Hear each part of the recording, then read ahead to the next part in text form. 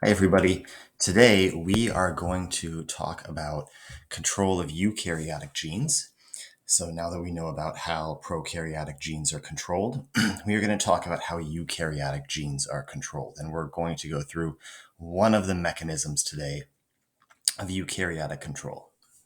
So we have some big questions to answer. In eukaryotes, how are genes turned on and off? And we also have how do cells with the same genes differentiate to perform completely different specialized functions? All right.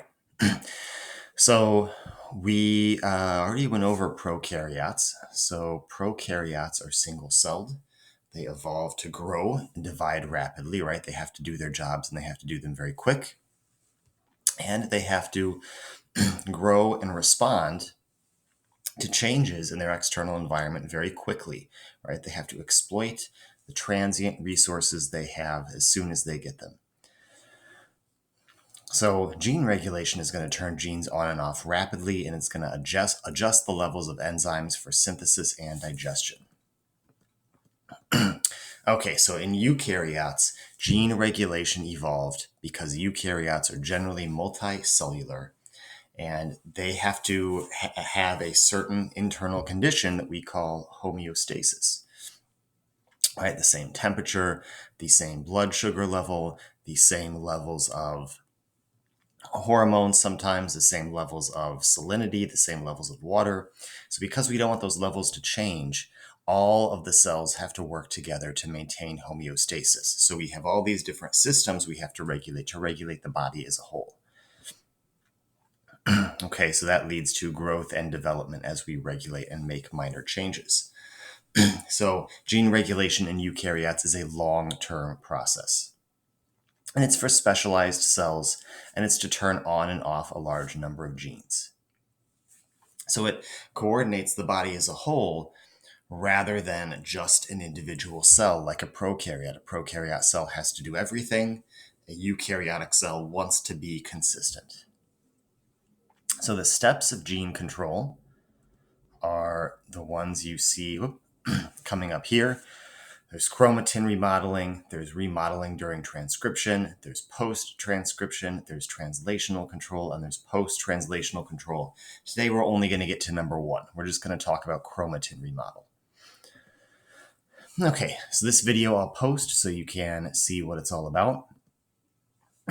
Okay, so recall from a previous chapter that we can package DNA into chromatin.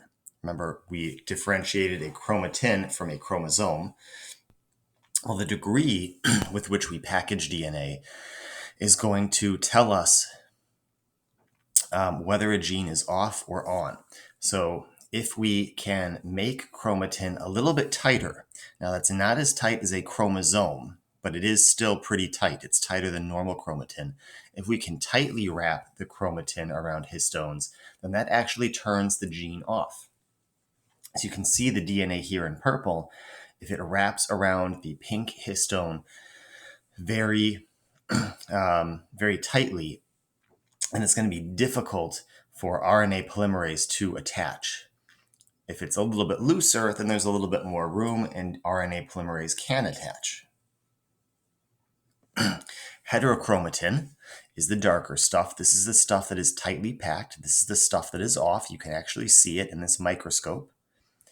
And euchromatin is loosely packed. This is the lighter in the picture with the E.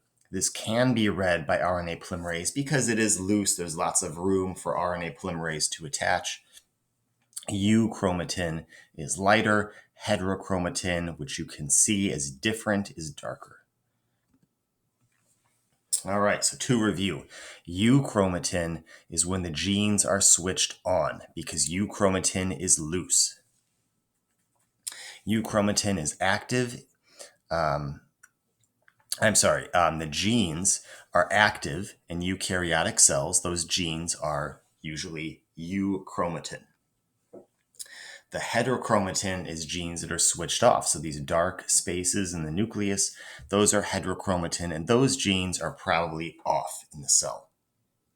So what type of genes might that be? Well, if this is an eye cell, some of the genes for producing stomach acid, for example, might be off. They might be heterochromatin. They might be packed too tightly. So this is what chromatin will actually look like. The histone molecules have tails that stick out, and the DNA wraps around them. So you can see that it's actually these tails that can be modified, which will help to wrap more tightly or less tightly. And then there's this word here, acetylated. These histones have been acetylated. And as you can see there, it says acetylation of histone tails promotes loose chromatin structure that permits transcription. So when there are acetyl groups, which are these green things, an acetyl group is a 2-carbon molecule that you can easily attach to different things. It's like almost like a functional group. That is going to loosen the chromatin. So the acetyl groups are going to loosen the histones, and the DNA will stretch out, leaving lots of room for RNA polymerase attachment. These are unacetylated histones, and notice how much tighter it is. RNA polymerase cannot get in there to transcribe.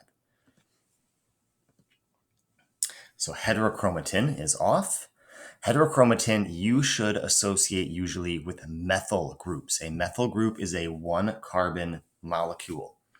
And when we have methyl groups attached to the histone tails, typically that results in tighter packing. Not always though, but most of the time.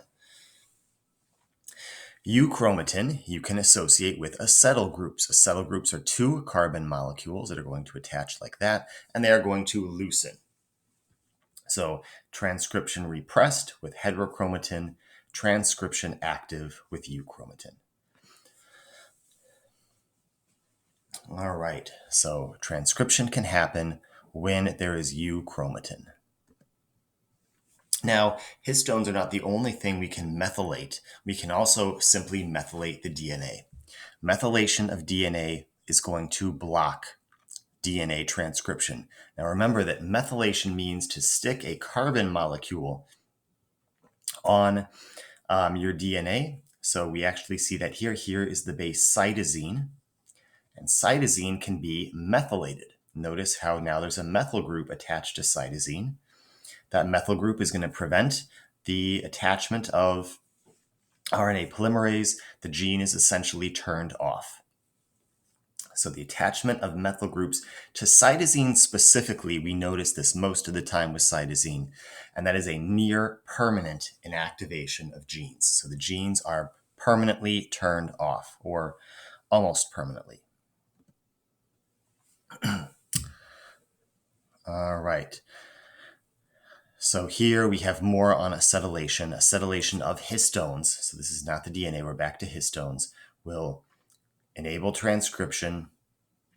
It causes a conformational change in the histone proteins, and those transcription factors have an easier access to the genes. So methyl versus acetyl, know the difference. In general, we see here at the top, highly condensed heterochromatin is inaccessible to RNA polymerase, and the genes contained within are seldom or never transcribed. A dramatic example is a bar body. This is actually a review from genetics. Do you remember what a bar body is? A bar body is when one of the X chromosomes in a female is going to tighten up and become inactive permanently. You see that happening here in the picture. The darkly stained mass here is going to be an inactive X chromosome, also known as a bar body. A bar body is a dramatic example of what we've been talking about. And remember, bar bodies, we talked about that in genetics. So to compensate for the fact, this is review to compensate for the fact that female mammals have 2 X's while males only have 1. One of the X chromosomes is going to inactivate. We do not know which one. It seems to be randomly done. And so that X chromosome will not produce its genetic products, allowing both males and females to produce the same amount of gene from a single X chromosome per cell. And if you remember from our discussions in genetics, this is what makes a calico cat tricolored. We see that here, the bar bodies that are orange will appear black. The bar bodies that are black will appear orange. And so you can have these tricolored cats, but they can only be female. Female cats can be tricolored. Male cats cannot, because male cats do not have this bar body making process. All right, and this would be visualized, the production of bar bodies. Some areas, certain X chromosomes have been inactivated. Other areas, the other X chromosome has been inactivated. All right, and finally, we're going to get to genomic imprinting, where either the mother or the father's gene, but not both, is methylated during gamete formation. So when we are making sperm cells or egg cells, one of the genes gets methylated. This doesn't happen for every single gene in our body, but it does happen for quite a few. If an inherited gene is highly methylated, the gene is off. It's not expressed, even if it's a normal gene in every other respect. For traits that exhibit imprinting, the expression of the gene depends upon whether the unmethylated allele comes from the mom or the dad. So basically, one of these genes is getting methylated, right? And we don't know which one, but whichever one is unmethylated will be expressed. And sometimes, because one came from the mom or because one came from the dad, their expression is going to be slightly different. All right. All of this is part of what we call epigenetic inheritance, which is the study not of DNA specifically, but of how and why DNA is expressed. DNA is not always expressed, and epigenetics is about, how do we control which genes are on and which genes are off?